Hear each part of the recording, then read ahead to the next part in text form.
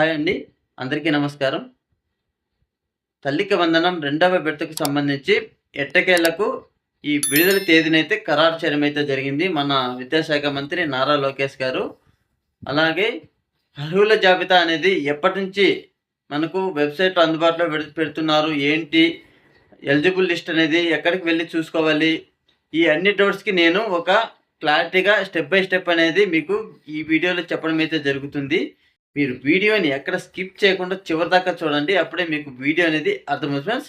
అలాగే మన వీడియో కనుక నచ్చినట్లయితే ఒక చిన్న లైక్ ఇచ్చి మన ఛానల్‌కి సపోర్ట్ చేయండి.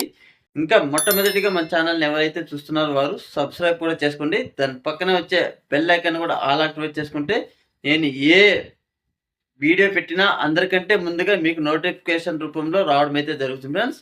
ఓకే, లేట్ చేయకుండా మనం టాపిక్‌లోకి అనేది వెళ్ళిపోదాం.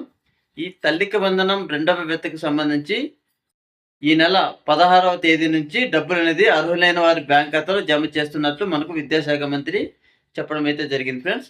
అలాగే ఈ అర్హుల జాబితా అనేది ఈ వెబ్‌సైట్‌లో కూడా మీకు రేపటి నుంచి పొందుపరుస్తున్నాము అనేసి కూడా చెప్పడం అయితే జరిగింది.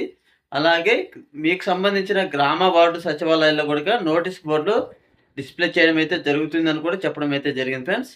ఈ స్కీమ్‌కి ఎలిజిబిలిటీ కాదా అనేసి మీరు గవర్నమెంట్‌కి సంబంధించిన అధికారిక వెబ్‌సైట్‌లో కూడా మీరు చెక్ చేసుకోవచ్చు ఫ్రెండ్స్. అక్కడ ఏమైనా తప్పులు గనక ఉన్నట్లయితే మీరు మనం సరి చేసుకోవడానికి ఇంకా 1 వీక్ టైం ఉంది కాబట్టి, ఆ 1 వీక్ లోపల ఏవైనా ప్రాబ్లమ్స్ ఉన్నట్లయితే మీరు సరి చేసుకున్నట్లయితే మీకు ఖచ్చితంగా ఈ 13,000 రూపాయలనేది మీకు లబ్ధి పొందే అవకాశం అయితే ఉంటుంది ఫ్రెండ్స్. లేకపోతే ఈ 1 వీక్ తర్వాత మీరు అప్డేట్ చేసుకోవాలన్నా కూడా మీకైతే రాదు ఫ్రెండ్స్. మన వీడియో గనక నచ్చినట్లయితే లైక్ చేయండి, షేర్ కూడా చేయండి. ఇలాంటి అప్డేట్స్ మరెన్నో పొందాలంటే మన ఛానల్‌ని సబ్స్క్రైబ్ చేసుకోండి.